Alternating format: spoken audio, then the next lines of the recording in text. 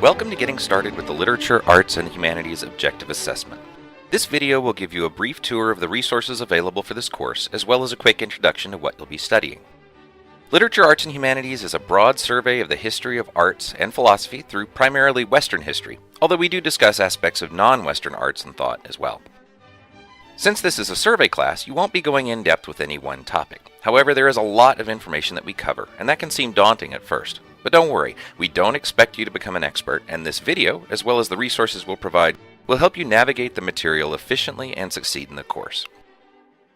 You'll be preparing to take the objective assessment, a test with 73 questions, multiple choice, multiple select, and matching. It's up to you to schedule the test when you feel that you're ready. You'll have 2.5 hours to take it, and you have to get 55% to pass. If you don't pass on the first attempt, you'll have to schedule a meeting with one of the course mentors and then wait at least 2 weeks to take it again. It's important to note that you'll be asked different kinds of questions. Some will be straightforward identification questions, for example, asking you to know the major characteristics of an artistic movement. Others will be analysis and application questions. These questions will assess your comprehension of the course ideas as you apply them to specific examples or compare and contrast them with each other. In other words, this course requires you to go beyond simple memorization, and it's important that you take the time to feel comfortable with the major movements and concepts discussed. The test covers material found in the MindEdge learning resource. There are 9 modules, like chapters, that you'll work through, covering art history, music, theater, film, philosophy, ethics, as well as broader connections between these art forms, their place in history, and some contextual ideas about imagination and creativity. We'll have a quick intro to each module later in this video. You can take the pre-assessment for the course at any time. However, unless you have some background in the arts or humanities, the pre-assessment is most useful only after you've gone through at least 3/4 of the material. The coaching report you'll receive from that pre-assessment will then give you an accurate picture of what you still need to study. But let's start with the basics. You can get to MindEdge from the course of study. Once there, you can click on each individual module to start that one. You can also click Resume Course to start right where you left off. The search function is useful, particularly when studying or looking to remind yourself of a particular term. Be sure to use the course tools as well. Here you can get a glossary of important terms, again useful for studying, as well as access the module's forums, where you can practice your understanding of different aspects of the humanities. Within each module, you'll find a number of resources beyond the readings. We've included videos, multimedia presentations, and slideshows. There are also helpful study resources like mini-games, self-tests, and both digital and printable flashcards.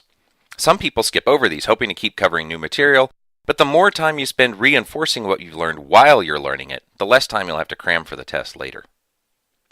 We have a few suggestions about how to tackle each module. Before you begin, consider doing 2 things. First, take the module pre-tests at the beginning and the self-assessment at the end, 2 short 10-question mini-quizzes. The pre-test will help you gauge how much you already know about this material, especially if you feel like you already have a good background in the module's topic. The self-assessments at the end will then help you judge how much you retained. And be honest with both. These are tools that, if used wisely, can help you cut down on studying information you already know. Second, print out and read the summary of key module concepts found at the end of each module. These are essentially the study guides for the course, although they won't replace going through the actual modules. You can download them as PDF files to read them away from your computer. These files won't cover every term you need to know, but they will give you an overview of the module, helping you separate important concepts from small explanatory details. Then, use these files again after you read the modules as a review. One last thing before we discuss the material. Although MindEdge is the primary learning resource, we've included a number of readings on eReserve at the WGU library. The course of study will tell you when we've provided one that's useful for that competency, and you can view a separate video on how to access them at this link. The instructions are also available right in the course. The course content. The following overview will give you a sense of what you'll study in each module, as well as give you tips for some of the most useful areas in each one. If you're watching this in Panopto, a PDF file of these tips will be available in the added files. We'll also post it in the documents section of our community. Module 1, Humanities Fundamentals. Module 1 gives you the basic concepts that you'll need to know to understand the individual disciplines within the humanities. You'll learn about the history of the humanities, their origins in Western and non-Western cultures, and a survey of how the different disciplines started their own paths. Module Tip. Section 1.07, Shared Terms in the Humanities. This page will discuss terms that you'll see used throughout the course that apply to multiple disciplines. Be sure you understand these terms well, and take some time to see how they function in the examples. Module 2, The Purposes of Art and the Visual Arts. This module will introduce you to the basic elements of the visual and three-dimensional arts. It will also use these art forms as an introduction to thinking about how art and society are interrelated. One important goal of learning about the humanities is to understand not just why a painting might be beautiful, but also why it was created at a certain point in history and how it shows people thinking about their particular historical situations. Module Tip: The Elements of Art. These sections will cover concepts like line, form, color, focal area, and perspective, the basic building blocks of any piece of visual art. These terms are essential for understanding how paintings are composed, and they'll be especially useful on the test and ultimately in the performance assessments once you pass the test. Module 3: History of Art and Art Criticism. Here you'll dive into the details of art history, focusing primarily, but not exclusively, on painting. This module has a lot of terms that you may not be familiar with, such as Impressionism, Rococo, and Abstract Expressionism, and it's often useful to think of this module as a story of how art has changed, rather than a series of terms to memorize. Module Tip: Section 3.03, A Timeline of Art History. This chart is incredibly useful for keeping the history of art movements organized as you study. We recommend that you return to this section often, not only to review the periods, but also to remind yourself of the relationship among the periods in time. Knowing how art movements developed and changed is often a better way to understand and retain the information than just trying to memorize general characteristics. Your course mentors have also created a series of videos about art history that you can view at any time, and this alternative series is a great way to reinforce what you're digesting from the learning resource. Module 4: Theater, Drama, Cinema, Music, and Dance. Module 4 switches to art forms that all employ movement in one form or another: theater, film, music, and dance. Here we take you on a short tour of the history of these individual art disciplines, as well as introduce you to some of the terms and elements used in studying them. This is another module that does have a lot of information, so it's important again to focus on context and connections between ideas rather than just memorization. Module Tip: 4.19, Elements of Music and the Examples. If you don't have a background in music, some of the music terms may be difficult to understand just by reading about them. Make sure to listen to the examples offered here in order to be sure that you really grasp the meaning of the terms, rather than just the definition. Modules 5 and 6, Ethics and Virtue, and Questions of Moral Philosophy. The next two modules are a pair that move away from art forms and into the history of philosophy. Here, you'll start to explore the questions and theories that have dominated Western thinking and some Eastern traditions, especially as they focus on ethical and moral questions. It begins with ancient Greek thought and what's called virtue ethics, or ideas about what makes good character. Module 6 then moves through more modern ethical theories, such as duty-driven ethics, utilitarianism, existentialism, and egoism.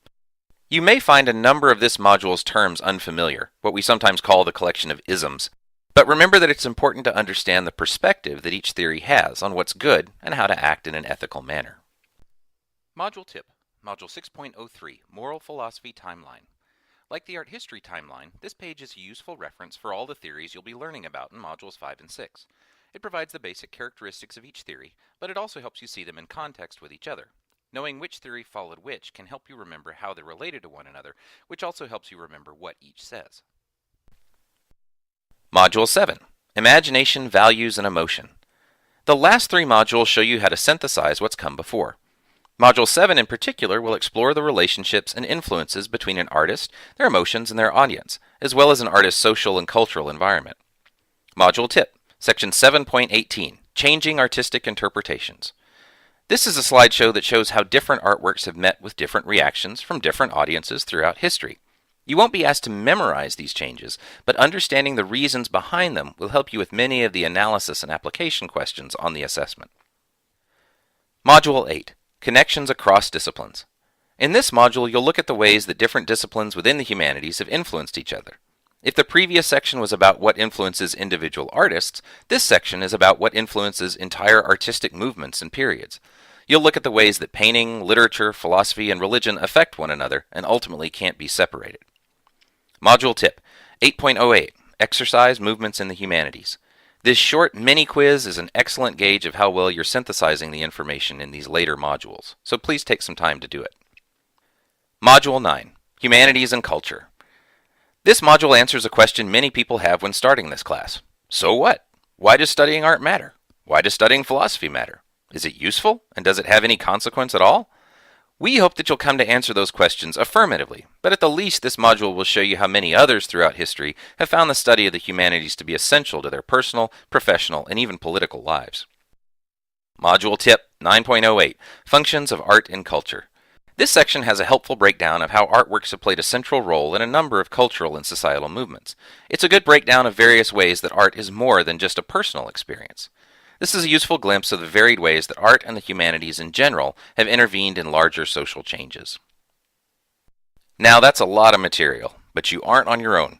Your course mentors are willing to help you at any point, whether it be with starting a study plan, reviewing any problem areas before taking the assessment, or helping you know what to study for a retake. Please contact us at humanities@wgu.edu with any questions at any stage in the course. We wish you the best of luck with the assessment, and we hope that you find something new and exciting as you move through this introduction to literature, arts, and the humanities.